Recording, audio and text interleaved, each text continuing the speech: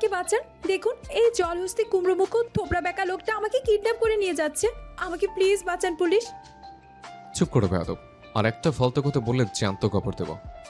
দেখেছেন কিভাবে আমার মুখ ঠেসে ধরেছে? আমাকে এখন নিয়ে গিয়ে পাচার করে দিবে। আমাকে বাঁচান।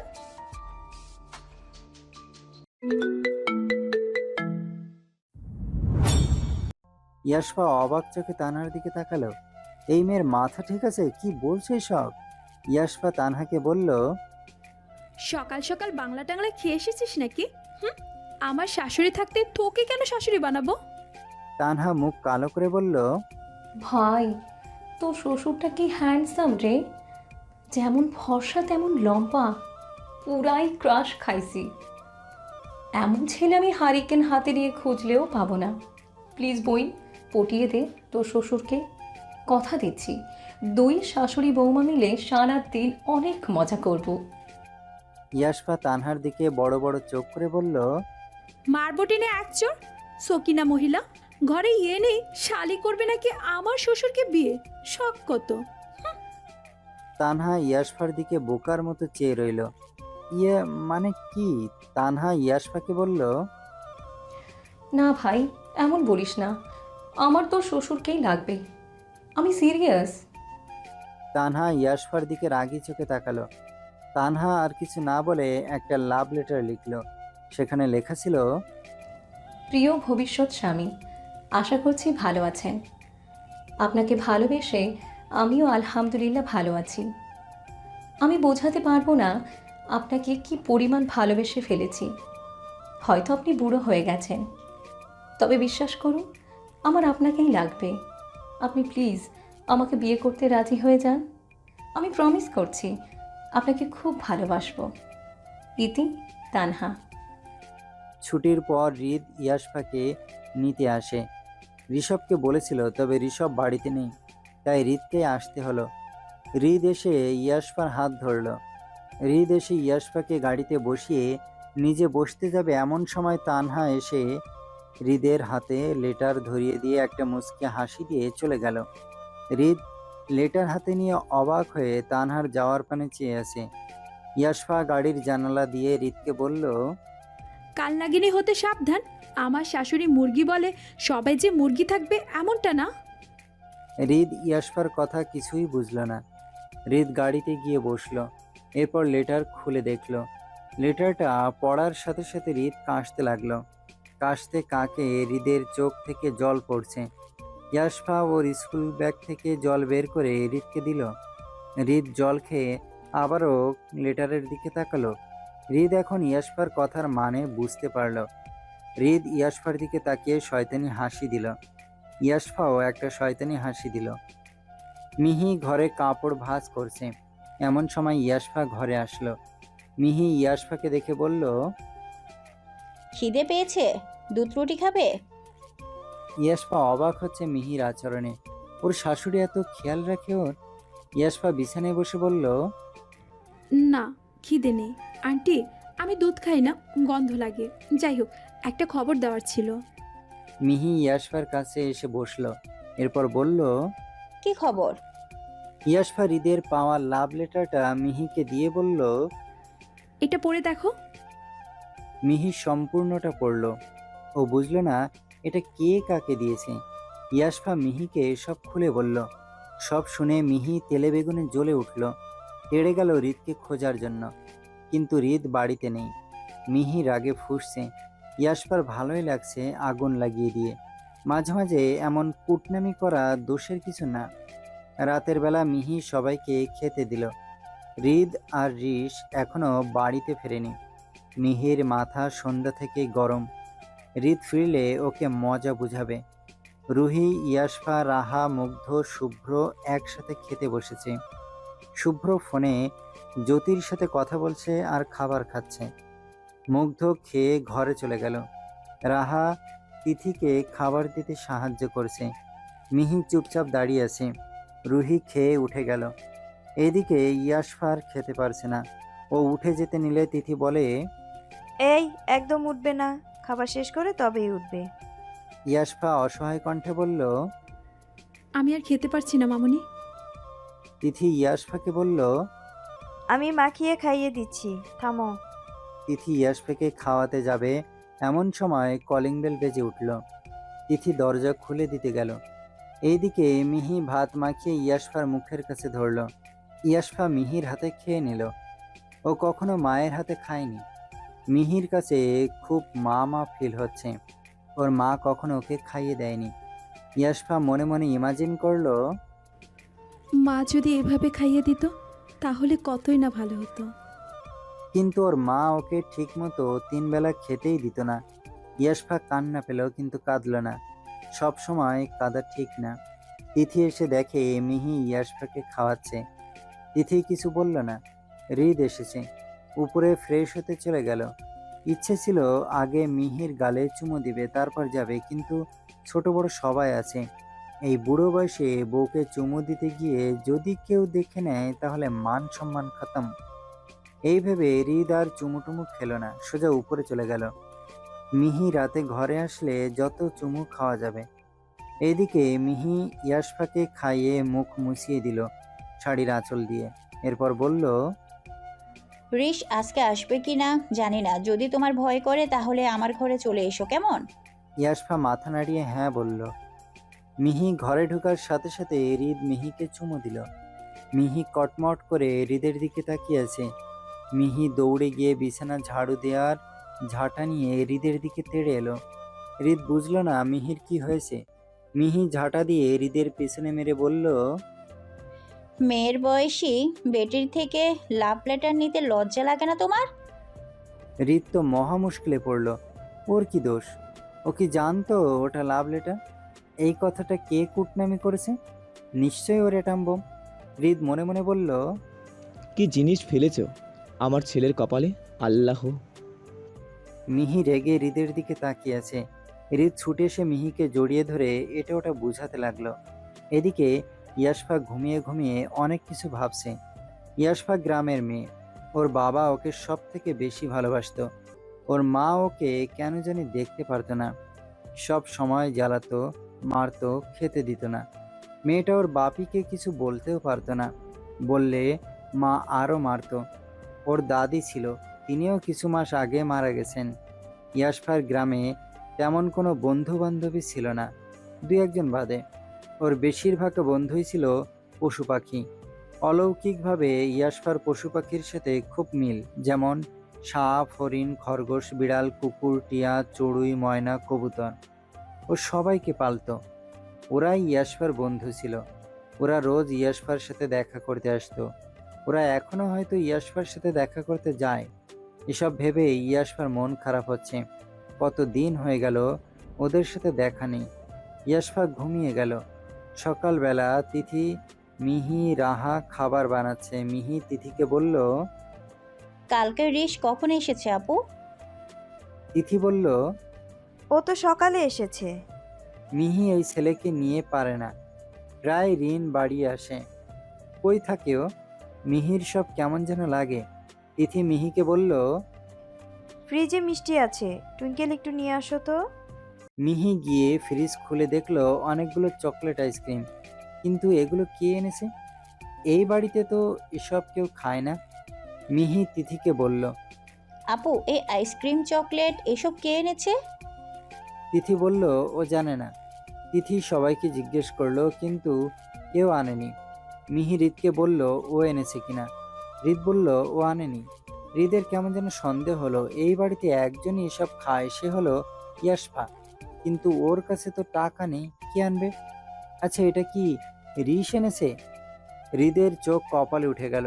কিভাবে সম্ভব? দুনিয়া উল্টে গেলেও এটা রিশ আনতে পারে না।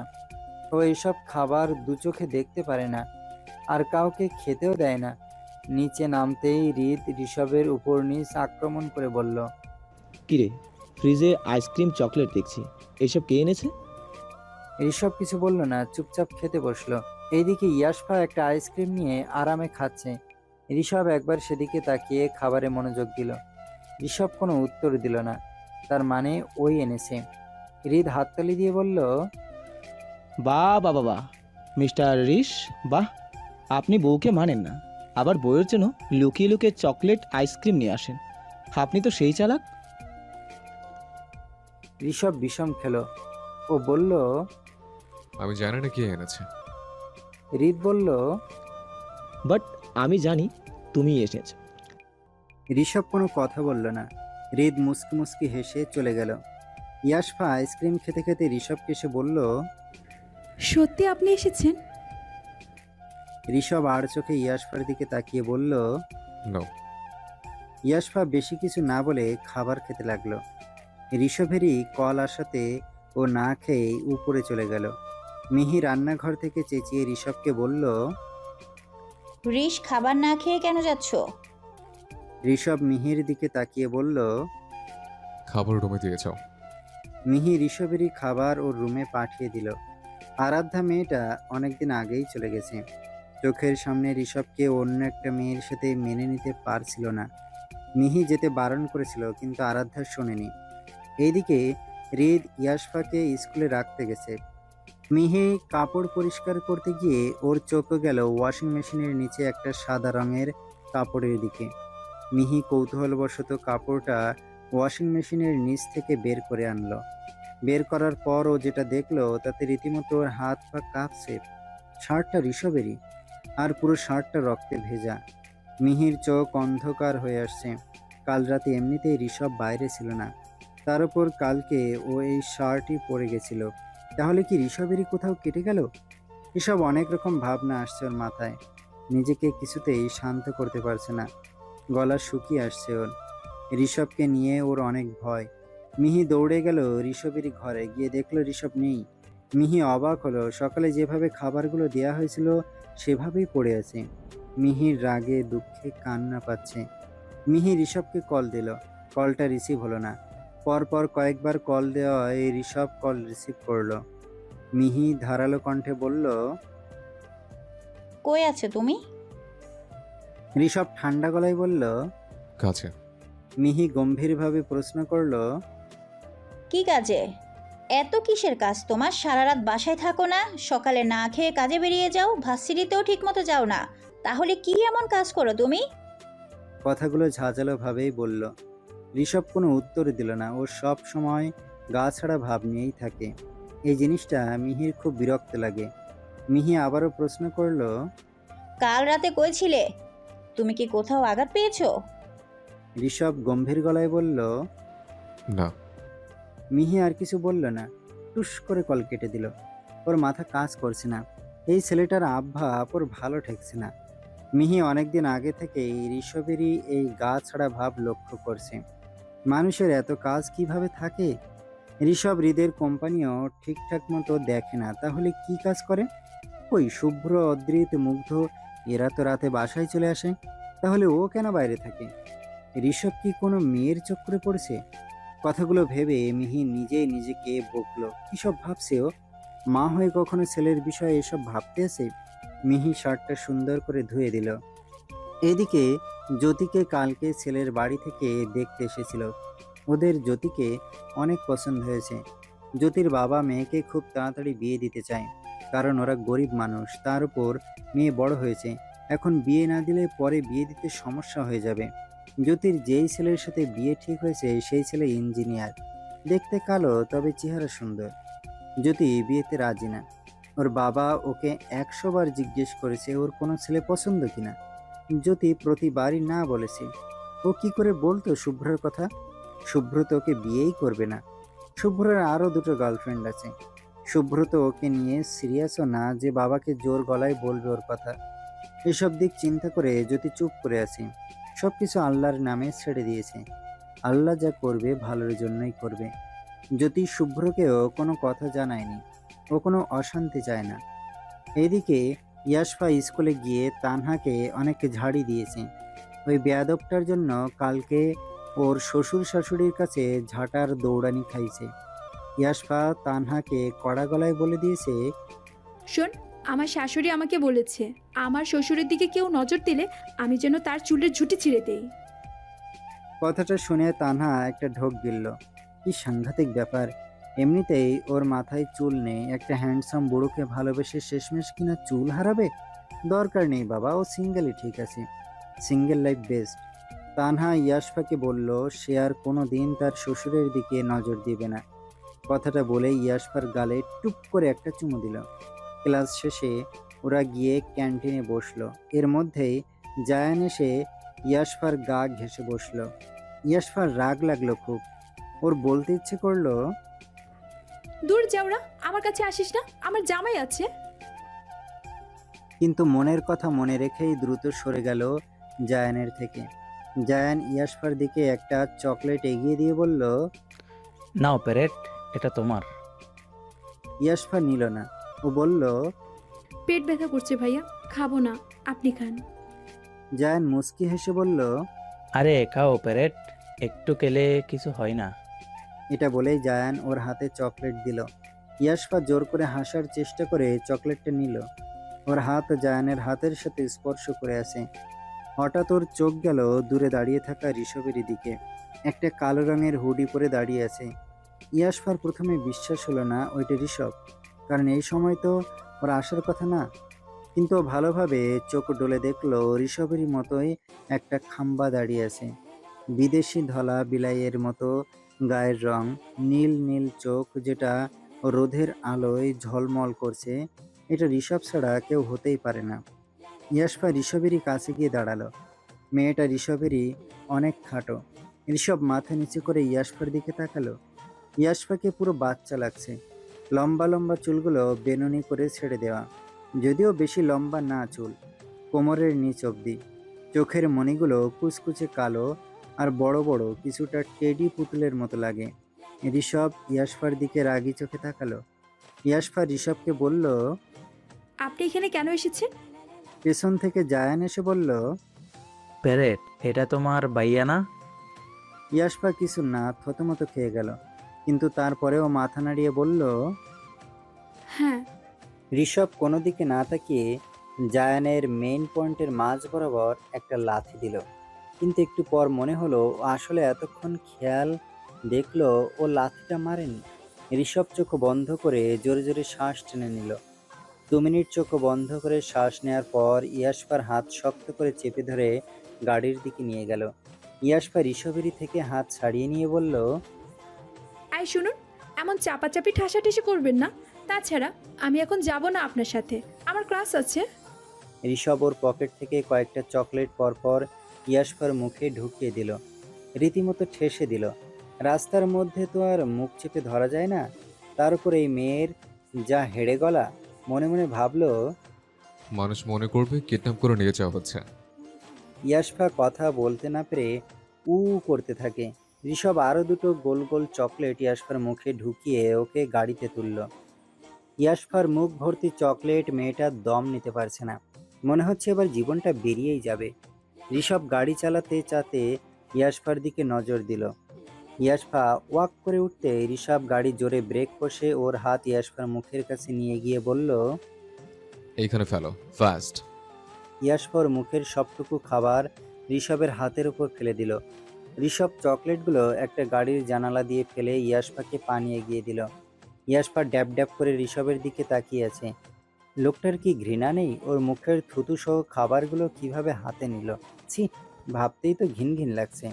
ইয়াসফা ঋষভকে পানি দিয়ে বলল, হাত ধুয়ে নিন। ঋষভ কোনো কথা বলল না।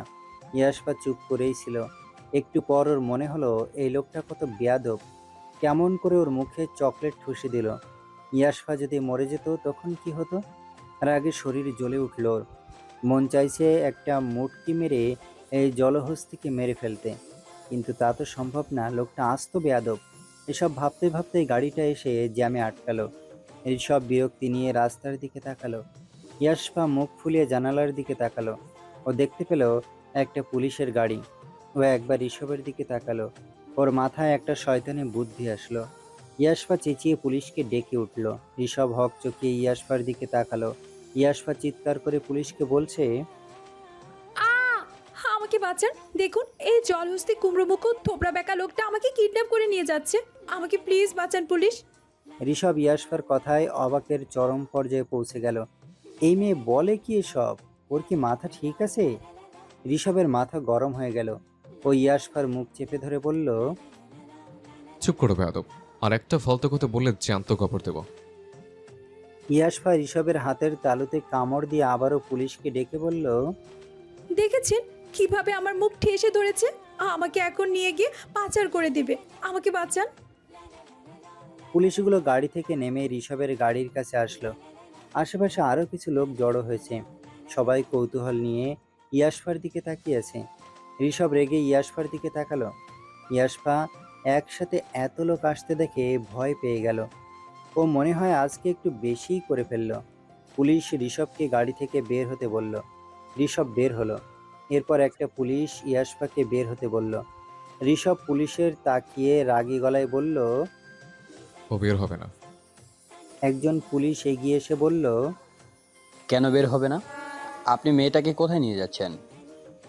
ঋষভ কোনো উত্তর না দিয়ে ইয়াশফার দিকে তাকালো।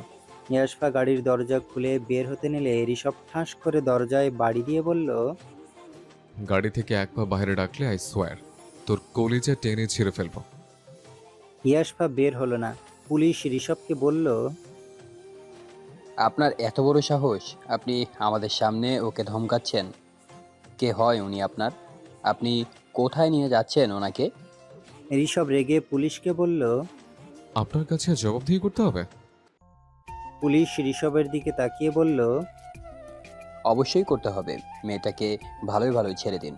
আর আপনার নাম কি, বাসা কোথায়? ঋষভ আশেপাশের মানুষের দিকে তাকালো। ওরা অধীর আগ্রহ নিয়ে তামাশা দেখছে। মনে হচ্ছে রাস্তায় সিনেমা চলছে। জ্যাম অনেক আগেই ছেড়ে গেছে, তবে পুলিশ রাস্তা আটকানোর কারণে আবারও জ্যাম লেগে গেছে। পুলিশ ইয়াশফাকে বলল, মা, বের হয়ে আসো। ও কিভাবে তোমাকে নিয়ে যায় আমিও দেখব। ইয়াশফা ঋষভের দিকে তাকালো। ঋষভ সাইডে তাকিয়ে জোরে জোরে শ্বাস নিচ্ছে। ইয়াশফা বলল, আমি ওনাকে চিনি আঙ্কেল। পুলিশ ইয়াশফার দিকে তাকিয়ে বলল, চিনো? এটা বললেই তো হতো। অযথা আমাদের সময় নষ্ট কেন করলা? আর এটা তোমার ভাইয়া হয়? ইয়াশফা মাথা নামিয়ে নিল। পুলিশ ঋষভের উদ্দেশ্যে বলল, এটা যে তোমার বোন হয় আগে বললেই তো হতো। ঋষভ এমনিতেই রেগে বোম হয়েছিল। পুলিশের কথা শুনে জনগণের সামনে চিৎকার করে, বোন না, বউ হয় ও আমার। ও আমার বউ। শুনতে পেয়েছেন? কানে ঢুকিয়ে নিন। ঋষভ রাস্তায় ভিড় করে দাঁড়িয়ে থাকা লোকদের উদ্দেশ্যে বলল। আপনাদের তামাশা শেষ হলে এখন যান। পুলিশটার মুখ চুপ হয়ে গেল। উনি ইয়াশফার দিকে তাকিয়ে বলল, এতটুকু বউ আপনার? আপনি কি বাল্যবিবাহ করেছেন? ঋষভ কটমট করে পুলিশের দিকে তাকাতেই উনি চলে গেল। ঋষভ গাড়িতে উঠেই ইয়াশফার গালে ঠাস ঠাস করে থাপ্পড় বসালো। ইয়াশফা থাপ্পড় খেয়ে চুপ করে আছে। মুখ দিয়ে কথা বের হচ্ছে না। অন্য সময় হলে হয়তো ওই ও 2-4টা পাল্টা জবাব দিত। ঋষভ জোরে জোরে গাড়ি চালিয়ে বাড়িতে আসলো। ইয়াশফার হাত ধরে টেনে গাড়ি থেকে নামালো। এরপর হিড়হিড় করে টানতে টানতে হৃদের সামনে নিয়ে গিয়ে ফেলে দিল। হৃদের সামনেও ঠাস ঠাস করে থাপ্পড় দিয়ে হৃদকে বলল, তোমার গণধর বৌমা, সরি, তোমার গণধর অ্যাটম বম কি করেছে শোনোর থেকে? ইয়াশফা গালে হাত দিয়ে অবাক হয়ে তাকিয়েছে। গাল দিয়ে গরম ধোঁয়া বের হচ্ছে মনে হয়। এটা তো কথা ছিল না। গাড়িতে তো 2টো থাপ্পড় দিলই, তাহলে এখন কেন থাপ্পড় মারলো? হৃদ ইয়াশফাকে এক হাতে জড়িয়ে নিয়ে বলল। তুমি আমার মেয়েকে মারলা কোন সাহসে? ঋষভ ইয়াশফার দিকে রাগি চোখে তাকিয়ে বলল। ওর থেকে শোনো, ওকে কেন মারলাম? হৃদ ইয়াশফাকে জিজ্ঞেস করতে ইয়াশফা বলে দিল। হৃদ ঋষভের দিকে তাকিয়ে বলল, তুমি ধমরা হয়ে আমার কথা শোনো না। আরও বাচ্চা মেয়ে, একটু কথা না শুনলে তুমি মারবা। ও মজা করে অমন করেছে। তুমি ওকে মারলা কোন সাহসে সেটা বলো। ঋষভ ওর বাপিদের কথায় অবাক হচ্ছে। এটা কি করে ওর বাবা হলো? এটা ওর বাবা নাকি শত্রু? ওর বউটাকে ওর বাপিরাই নষ্ট করছে। ঋষভ কিছু বলল না। ইয়াশফা চুপ করে দাঁড়িয়ে আছে। থাপ্পড়গুলো বেশ জোরেই লেগেছে। মিহি এতক্ষণ চুপ করে দাঁড়িয়েছিল। মিহি এসে ইয়াশফাকে বলল, আজকে যেটা করেছো একদম ঠিক করনি। তোমার এমনটা করা একদম উচিত হয়নি। তুমি জানো এর থেকে কত ঝামেলা হতে পারতো। এরপর থেকে এমন মজা যেন না করা হয়। ইয়াশফা কোনো কথার উত্তর দিল না। ঋষভ ঘরে চলে গেল। হৃদ ইয়াশফার মাথায় হাত বুলিয়ে দিয়ে বলল, মা, ঘরে যাও। আমি রাতে আসার সময় আইসক্রিম নিয়ে আসবো, ঠিক আছে? ইয়াশফা ঘরে চলে গেল। একভাবে বসে আছে, কান্নাও পাচ্ছে না। ওর মনে হলো একটু ফ্রেশ হওয়া দরকার। ও শাওয়ার নিতে চলে গেল।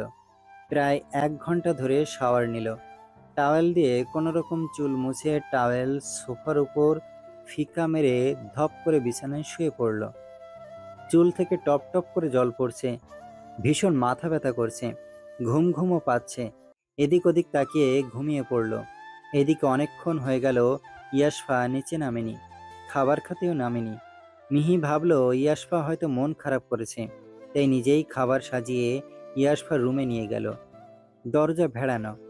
মিহি গিয়ে দেখলো ইয়াশফা ঘুমিয়ে আছে। খাবার টেবিলের উপর রেখে ইয়াশফার মাথার কাছে বসলো। গায়ে হাত দিয়ে বুঝলো গায়ে জ্বর এসেছে, মাথার চুলও ভেজা। অসময়ে শাওয়ার নিয়ে এমন হলো নাকি রিসের থাপ্পড় খেয়ে এমন জ্বর আসলো, কিছুই বুঝলো না। মিহি ইয়াশফা আসতে করে ডাক দিয়ে বলল, মা উঠো। ইয়াশফার কোনো সাড়া শব্দ আসলো না।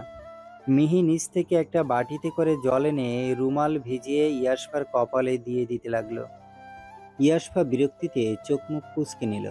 মিহি অনেকক্ষণ ইয়াশফার কপালে জল দিয়ে দেওয়ার পরেও জ্বর কমল না। মিহি কিছুটা ভয় পেয়ে হৃদকে কল করলো।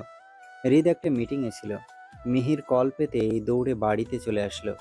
মিহি সহজে কল দেয় না, সিরিয়াস কোনো কারণ থাকলে তবেই কল দেয়। হৃদ ইয়াশফার রুমে প্রবেশ করলো। মিহি ইয়াশফার পায়ের কাছে বসে আছে। হৃদ বুঝলো ইয়াশফার কিছু হয়েছে। ঋষভ বা রুহির শরীর খারাপ হলেও মিহি এমন অসহায়ের মতো ওদের পায়ের কাছে বসে থাকে। হৃদ গিয়ে মিহিকে দাঁড় করিয়ে দিল। শান্ত কণ্ঠে বলল, কি হয়েছে প্রিন্সেস? মিহি হৃদের দিকে তাকিয়ে বলল, ওর খুব জ্বর এসেছে। হৃদ ইয়াশফার কাছে গেল। ওর কপালে হাত দিয়ে দেখলো বেশ ভালোই গরম। হৃদ দেরি না করে ডক্টরকে কল করলো। এদিকে তিথি, রুহি, রাহা ও ইয়াশফার রুমে আসলো। তিথি ছলছল চোখে ইয়াশফার দিকে তাকিয়ে আছে। ইয়াশফা মেয়েটাকে তিথির কাছে খুব ভালো লাগে। চঞ্চল মেয়েটা হুট করে চুপ হয়ে গেলে কি ভালো লাগে। অন্যদিন স্কুল থেকে এসেই লাফালাফি শুরু করে দেয়। রাহা গিয়ে ইয়াশফার পাশে বসলো। রুহিও এক পাশে বসলো। তিথি মিহির কাছে এসে বসলো। বাড়িতে মুগ্ধ আর শুভ্র নেই, ঋষভও বাইরে গেছে। হৃদ একবার ঋষভকে কল করে জানাতে চাইলো, কিন্তু পর মুহূর্তে ওর মনে পড়লো ঋষভ ইয়াশফাকে থাপ্পড় মারার কারণেই হয়তো ইয়াশফার জ্বর এসেছে। রাগে হৃদের মাথা গরম হয়ে গেল। ও ঠিক করলো ঋষকে ইয়াশফার ধারে কাছে আসতে দেবে না। আর মনে মনে ভাবলো, একটা অমানুষ তৈরি করেছে। যেই পুরুষ বউকে মারে সেই পুরুষ একটা কাপুরুষ। হৃদ এমন পুরুষ পছন্দ করে না, কিন্তু ওর ছেলেই এমন তৈরি হয়েছে। হৃদ কোনোদিনও মিহির গায়ে একটা ফুলের টোকাও দেয়নি, কখনো থাপ্পড়ও দেয়নি, কখনো তুই করে কথা বলেনি। অথচ ওর ছেলে হয়েছে 1 নম্বরের অসভ্য। এর মধ্যেই ডক্টর চলে আসে। ডক্টর ইয়াশফাকে চেক করে কিছু মেডিসিন লিখে দিল এবং বলল, অনেকক্ষণ ঠান্ডা পানিতে ভিজার কারণে এবং শরীর দুর্বলের কারণে জ্বর এসেছে। আমি কিছু মেডিসিন লিখে দিলাম, এগুলো সময় মতো করে খাইয়ে দেবেন। যদি এর পরেও জ্বর না কমে তাহলে আমাকে জানাবেন। হৃদ ডক্টরকে এগিয়ে দিয়ে আসলো। হৃদ গিয়ে ইয়াশফার মাথায় হাত বুলিয়ে সবার উদ্দেশ্যে বলল, তোমরা এখন যে যার ঘরে যাও, এখানে ভিড় করে লাভ নেই। ও রেস্ট নিক। হৃদের কথায় সবাই চলে গেল, মিহি বাদে। হৃদ মিহিকেও যেতে বলল, কিন্তু মিহি কিছুতেই গেল না। রুহি বা ঋষের জ্বর আসলেও মিহিকে ওদের কাছ থেকে সরানো যায় না। হৃদ বুঝতে পারল মিহি তাকে যতই শক্ত দেখাক, ও আসলে ইয়াশফাকে নিজের মেয়ের মতো ভালোবাসে। এর মধ্যেই ইয়াশফা পিটপিট করে চোখ খুলল।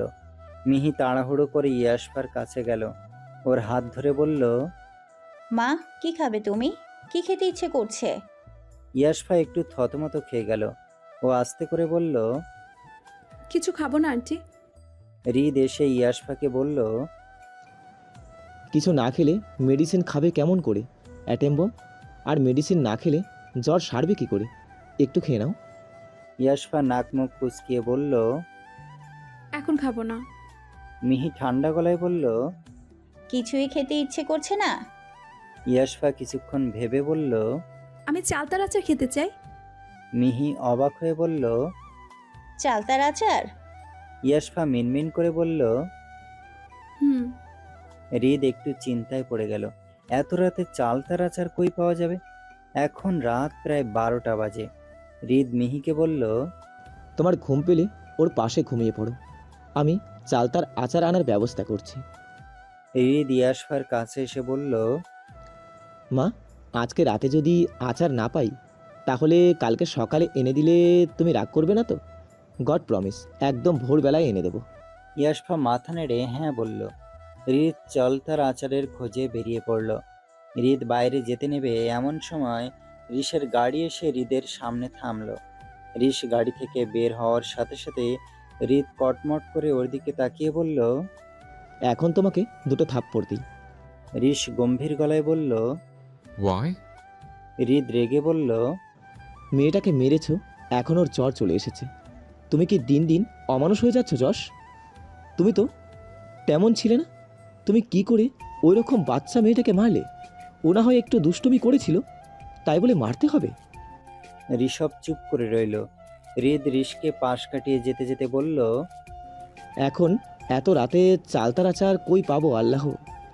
মেয়েটা বাপের মুখে খেতে চাইলো। কথাটা বলে হৃদ গাড়ি স্টার্ট দিল। ঋষভ হৃদের কথা শুনে বুঝতে পারল ইয়াশফা হয়তো চালতার আচার খেতে চেয়েছে। তবে এখন তো রাত হয়ে গেছে, আচার কই পাবে? ঋষভ বাড়ির ভেতরে চলে গেল। সিঁড়ি দিয়ে উঠে ইয়াশফার রুমের পাশ দিয়ে নিজের রুমেই ঢুকছিল, কিন্তু কিছু একটা মনে হতেই ইয়াশফার রুমে উকি দিল। দেখলো মিহি ইয়াশফার পায়ের কাছে শুয়ে আছে। ঋষভ আস্তে করে রুমে ঢুকলো। ইয়াশফার দিকে তাকিয়ে দেখলো মেয়েটার মুখ মলিন হয়ে আছে। অজান্তেই নিজের হাত ইয়াশফার মাথায় রাখলো। ইয়াশফা নড়ে উঠতেই হাত নামিয়ে নিল। কিছু না বলেই নিজের রুমে চলে গেল। এদিকে প্রায় 2 ঘন্টা পর হৃদের গাড়ির শব্দ কানে আসে। ঋষ ব্যালকনিতে সিগারেট খাচ্ছিল। হৃদের গাড়ির শব্দ শুনে রুম থেকে বের হলো। হৃদের হাত খালি। ঋষভ বুঝতে পারলো হয়তো হৃদ আচার পায়নি। হৃদ ইয়াশফার রুমে ঢুকলো। হৃদের পায়ের শব্দ পেয়ে মিহি উঠে গেল। হৃদ মিহির দিকে অসহায়ের মতো তাকিয়ে বলল, পেলাম না তো, অনেক জায়গায় খুঁজলাম, কোথাও পেলাম না।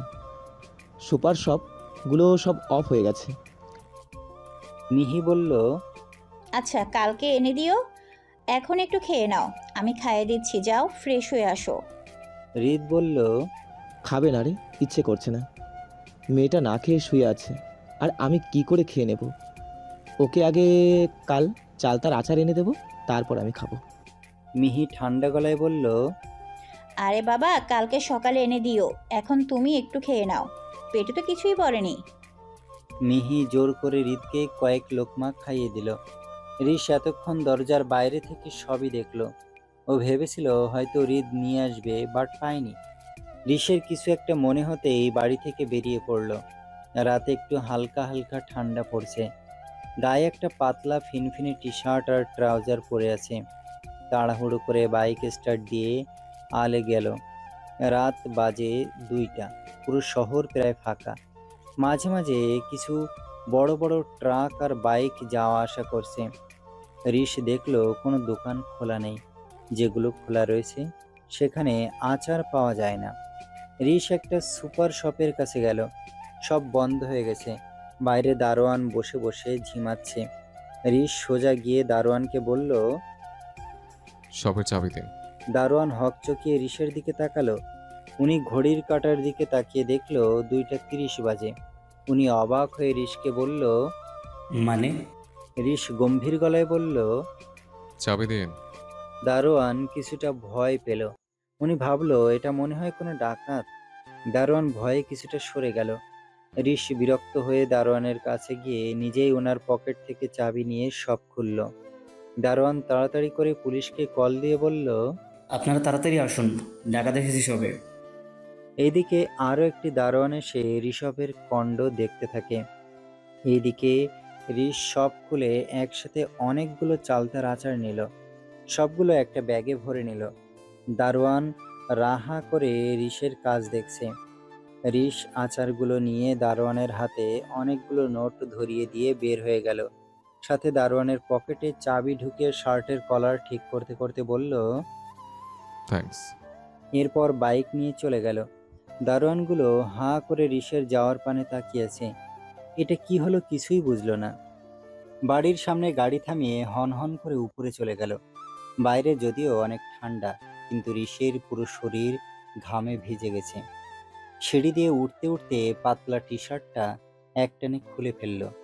এরপর ইয়াশফার রুমে ঢুকলো। ঘরে কেউ নেই। ইয়াশফা ঘুমিয়ে আছে। ঋষভ গিয়ে ওর পাতার কাছে চালতাগুলো রেখে আলতো করে ইয়াশফার মাথায় হাত রেখে বলল। ইয়াশফা কোনো সাড়া শব্দ করলো না। ঋষভ আবারও বলল, হাই ক্যাকটাস, কথা কানে যাচ্ছে না? কথাটা একটু ধমকের সুরে বলায় ইয়াশফা ধড়ফড়িয়ে উঠে গেল। ঋষভ তাড়াতাড়ি করে বলল। ভয় পেও না, আমি আছি। ইয়াশফা চোখ ডলতে ডলতে বলল। কি হয়েছে? এত রাতে কেন ডাকছেন? ঋষভের খুব রাগ হলো। ঋষভ গম্ভীর গলায় বলল। আচার খাবে না? ইয়াশফা মাথা নাড়িয়ে হ্যাঁ বলল। ঋষভ আচারের প্যাকেট খুলে ইয়াশফার হাতে দিল। ইয়াশফা এক টুকরো চালতা মুখে দিয়েই ওয়াক করে উঠল। ঋষভ ওর হাত ইয়াশফার মুখের কাছে নিয়ে বলল। এইখানে ফেলো। কি হয়েছে, খেতে ভালো লাগছে না? ইয়াশফা মাথা নাড়িয়ে বলল।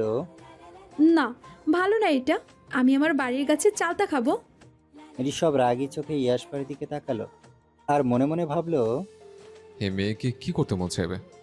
এত কষ্ট করে এত রাতে ডাকাতি করে আচার নিয়ে আনলো, অথচ এই মেয়ের নাকি এটা ভালো লাগছে না। এত রাতে এই গ্রামে গিয়ে আচার আনা সম্ভব? রাত প্রায় বাজে 2:55। মেয়েটা অনেক জ্বালিয়ে খাচ্ছে। এসব ভাবতে ভাবতে ঋষভেরই মনে হলো, এই মেয়ের জন্য ওর এত কিসের দরদ? ও পারবে না এসব করতে। এই মেয়ে কি ওকে চাকর পেয়েছে? ঋষভ ইয়াশফাকে বলল। আমি তোমার চাকর না, এটা খেলে খাও, না খেলে ঘুমিয়ে পড়ো। কথাটা বলেই হন হন করে চলে গেল। ইয়াশফা ঋষভের যাওয়ার দিকে তাকিয়ে আছে। ইয়াশফা কখন বলল ঋষভ ওর চাকর? ও শুধু বলেছে এই আচার ভালো না, ওর গাছের কাঁচা চালটা ভালো। এই কথাটা বলাও কি দোষ? ইয়াশফা কি এই লোকটাকে বলেছিল আচার আনতে? ইয়াশফা মুখ ভার করে ঋষের আনা আচারগুলো খেতে লাগলো। এর মধ্যেই দরজা খুলে মিহি রুমে আসলো। মিহির চোখে ঘুম নেই। একটু পর পর এসে ইয়াশফাকে দেখে যাচ্ছে। হৃদ মিহিকে ছাড়া ঘুমাতে পারে না। এই কারণে মিহি ওর রুমে চলে যাচ্ছে, না হলে ইয়াশফার কাছেই থাকতো। যদিও মিহি ইয়াশফার কাছে থাকলে হৃদ কিছুই বলবে না, কিন্তু তবুও মিহি থাকলো না। একবার নিজের রুমে যাচ্ছে, আরেকবার ইয়াশফার রুমে আসছে। বারবার এসে ইয়াশফার জ্বর চেক করে যাচ্ছে। মিহি এসে দেখে ইয়াশফা আচার খাচ্ছে। মিহি অবাক হলো, মেয়েটা এত রাতে আচার কই পেল? মিহি গিয়ে জিজ্ঞেস করলো। তোমাকে কে আচার দিল মা? ইয়াশফা মিনমিন করে বলল। আপনার ছেলে এনে দিয়েছে। মিহি অবাকের চরম পর্যায়ে পৌঁছে গেল। এটা কিভাবে সম্ভব? মিহি কি স্বপ্ন দেখছে? মিহি নিজের হাতে নিজে একটা থাপ্পড় দিয়ে দেখলো যে না, এটা স্বপ্ন না, এটা বাস্তব। ঋষভেরই এই পরিবর্তন মেনে নিতে খুব কষ্ট হচ্ছে। ঋষভ কি তাহলে ইয়াশফাকে মেনে নিল? হাজারো প্রশ্ন ঘুরপাক খাচ্ছে মিহির মনে। মিহি ইয়াশফাকে বলল। এখন এনে দিল? ইয়াশফা আস্তে করে বলল। একটু আগে। মিহি মুচকি হেসে বলল। কেমন লাগছে খেতে? এখন একটু ভাত মাখিয়ে খাইয়ে দেই। ইয়াশফা মুখ কালো করে বলল। এই আচারটা মজা না। আমি আমার বাড়ির গাছের কাঁচা চালতা খেতে চাই। মিহি ঠান্ডা গলায় বলল। আচ্ছা, কালকে সকালে শুভ্র বা অদ্রিতাকে দিয়ে আনাবো, ঠিক আছে মা? এখন একটু ভাত মাখিয়ে আনি, অল্প করে খেয়ে নাও। মিহির এত মায়ামাখা কণ্ঠ শুনে ইয়াশফা না করতে পারল না। ও জানে খেলে হয়তো বমি হয়ে যাবে, তারপরেও মিহিকে না করার মতো সাহস হলো না। ও তো কখনো মায়ের আদর পায়নি, তাই মায়ের আদরের প্রতি ওর খুব লোভ। ইয়াশফা মাথা নাড়িয়ে বলল। আচ্ছা। মিহি ইয়াশফার মাথায় একটা হালকা চুমু দিয়ে খাবার আনতে গেল। এইদিকে ঋষভ ইয়াশফার রুমে ওর বাইকের চাবিটা ফেলে গেছে, সেটাই নেওয়ার জন্য এসেছিল। এমন সময় মিহির মুখে শুনল সকালে শুভ্র বা অদ্রিতকে ইয়াশফার গ্রামে পাঠাবে চালতা আনতে। কথাটা শুনে কেন জানি মেজাজ গরম হয়ে গেল। ওরা কেন যাবে? একটু পর ওর মনে হলো শুভ্র আর অদ্রিত গেলে ওর কি? ওর তো কিছু যায় আসে না। ঋষভ রুমে ঢুকে দেখলো ইয়াশফা ওর দেওয়া আচারগুলো খাচ্ছে। ঋষভ টেবিলের ওপর থেকে বাইকের চাবি নিয়ে ইয়াশফার কাছে গিয়ে দাঁড়ালো। এরপর গম্ভীর গলায় বলল। এই আচার নাকি ভালো না? তাহলে খাচ্ছ কেন? দাও, খেতে হবে না। কথাটা বলে ইয়াশফার মুখে হাত ঢুকিয়ে সব আচার বের করে নিল। এরপর হন হন করে থেকে বের হয়ে গেল। ইয়াশফা মগার মতো ঋষভের যাওয়ার পানে চেয়ে রইল। একটু পর মিহি খাবার হাতে নিয়ে রুমে আসলো। ইয়াশফাকে হাঁ করে বসে থাকতে দেখে মিহি জিজ্ঞেস করলো। কি হয়েছে মা? ইয়াশফা বলল। আচ্ছা আন্টি, জলহস্তিগুলো এত খারাপ কেন হয়? মিহি ইয়াশফার কথার মানে বুঝল না। তারপরেও হালকা হেসে বলল। তাড়াতাড়ি খেয়ে নাও, না হলে জলহস্তির কাছে পাঠিয়ে দিব। ইয়াশফা একটা ঢোক গিলল। দরকার পড়লে সারা রাত খাবে, তবুও এইরকম জলহস্তির কাছে যাবে না। মিহি বড় বড় লোকমা ইয়াশফার মুখে দিল। ইয়াশফা খাবার মুখে নিয়ে বসে আছে। মনে হচ্ছে দিন দুনিয়ায় সব কিছু ভুলে গেছে। একটু পর নিচ থেকে বাইকের শব্দ কানে আসতেই মিহি ব্যালকনিতে গেল। দেখলো ঋষভ এত রাতে বাইক নিয়ে কোথাও একটা গেল। মিহি দাঁড়িয়ে থেকে দেখলো এত রাতে ছেলেটা কোথায় গেল। মিহির টেনশন হচ্ছে। ইয়াশফা রুম থেকে বলল। কে বাইরে গেল আন্টি? মিহি ব্যালকনির দরজা লাগিয়ে দিয়ে বলল। হরিশ, ইয়াশফা বলল। এত রাতে কোথায় গেল? মিহি গম্ভীর গলায় বলল। জানি না তো, ছেলেটাকে নিয়ে আমি আর পারছি না। মিহি চোখ মুখে চিন্তার ছাপ স্পষ্ট দেখা যাচ্ছে। এদিকে ঋষভ জোরে জোরে গাড়ি চালাচ্ছে। পুরো রাস্তা ফাঁকা। ইয়াশফার গ্রামে যেতে 20 মিনিট লাগে। ঋষভের আগে গেছে তাই গ্রামটা চেনে, কিন্তু ইয়াশফার বাড়িতে চেনে না। ওর বাড়ি কি করে খুঁজবে এত রাতে? এসব ভাবতে ভাবতেই গেয়ে উঠল। এই ভাঙা চোরা বুক নিয়ে, অবাধ্য অসুখ নিয়ে, স্বপ্নে রাখা মুখ চলেছে খুঁজে। ধোঁয়াশা ধোঁয়াশা ভরা রাস্তাতে নেমেছে রাজ পাখি খালি হাতে, কানামাছি খেলে যায় কার সাথে মুখ বুঝে। দুই পৃথিবী কিসের চাহিদায় ঘর যারা, দুই পৃথিবী কোন চাওয়া পাওয়ায় দিশেহারা। এত রাতে পুরো গ্রাম অন্ধকার। তবে গ্রামের ঢোকার পথে একটা মোড় পড়ে, সেখানে হালকা আলো জ্বলছে। ঋষভ বাইক নিয়ে সোজা মিহির মামার বাড়িতে চলে গেল। মিহির মামার বাড়ি চিনতে ঋষভেরই ভুল হলো না। ঋষভ গিয়ে দরজা ঠক ঠক করলো। ভেতর থেকে ঘুমন্ত কণ্ঠে মিহির ভাই রাজ বলে উঠল। কে এত রাতে? ঋষভ গম্ভীর গলায় বলল। আমি। রাজ হাই তুলতে তুলতে বলল। আমি কে? কোন আমি? ঋষভ একটু জোরে বলল। ঋষভ রায়ান চৌধুরী। রাজ হুড়মুড় করে দরজা খুলল। এত রাতে ঋষভকে দেখে ভয় পেয়ে গেল। রাজ ভীতু কণ্ঠে বলল। বাবা, এত রাতে তুমি? কারো কিছু হয়নি তো? ঋষভ ঠান্ডা গলায় বলল। না, আমার একটা হেল্প লাগবে। রাজ বলল। কি বলো? ঋষভ গম্ভীরভাবে বলল। ওর বাড়িটা চিনিয়ে দিন। রাজ অবাক হয়ে জানতে চাইল। ওকে। ঋষভ বলল। ওই যে ওই মেয়েটা। রাজ অবাকের পর অবাক হচ্ছে। কোন মেয়ের কথা করছে এই ছেলে? রাজ মিনমিন করে বলল। কোন মেয়েটা বাবা? ঋষভ বিরক্তি নিয়ে বলল। আরে ক্যাকটাসের বাড়ি কোনটা? রাজের চিক্কুর দিয়া কান্না করতে ইচ্ছে করলো। এই ক্যাকটাসটা আবার কে? রাজ কাঁদো কাঁদো গলায় বলল। বাবা, তুমি কার কথা বলছো? ঋষভের আসলে ইয়াশফার নামটা মনে নেই। ও তো কখনো ইয়াশফার নাম ধরে ডাকেনি। এত বড় নাম কি মনে রাখা যায়? শুধু নামের শুরুটুকু মনে আছে। ঋষভ গম্ভীর গলায় বলল। ইয়াশের বাড়িটা চিনিয়ে দিন। রাজ কিছুক্ষণ ভাবার পর আন্দাজ করে বলল। ইয়াশ মানে ইয়াশফার কথা বলছো বাবা? ঋষভ মাথা নাড়িয়ে হ্যাঁ বলল। রাজ ঋষভকে নিয়ে ইয়াশফার বাড়িতে নিয়ে গেল। রাজ গিয়ে ইয়াশফারদের দরজায় নক করবে এমন সময় ঋষভ বলল। ওদের টাকার দরকার নেই, আমাকে শুধু চালতা গাছটা চিনিয়ে দিন, আমি চালতা নিয়ে চলে যাব। রাজ অবাকের শেষ সীমায় পৌঁছে গেল। রাত বাজে 3:45। এত রাতে কেউ চালতা নিতে শ্বশুর বাড়ি আসে? রাজ ঋষভকে প্রশ্ন করার সাহস পেল না, চুপচাপ চালতা গাছ চিনিয়ে দিল। ঋষভ একটা লাঠি নিয়ে চালতার গাছে বাড়ি দিতেই দুইটা বড় বড় চালতা নিচে পড়ল। ঋষভেরই পায়ের কাছে কিছু একটা বাজতেই দেখতে পেল একটা হরিণ। ঋষভ অনেক অবাক হলো, এই গ্রামে হরিণ কই থেকে আসলো? হরিণটা শিং দিয়ে ঋষভেরই পায়ে গুঁতা দিচ্ছে। ঋষভ হরিণের মাথায় হাত বুলিয়ে দিল, এরপর আরো কয়েকটা চালতা পেড়ে বাইকে উঠে গেল।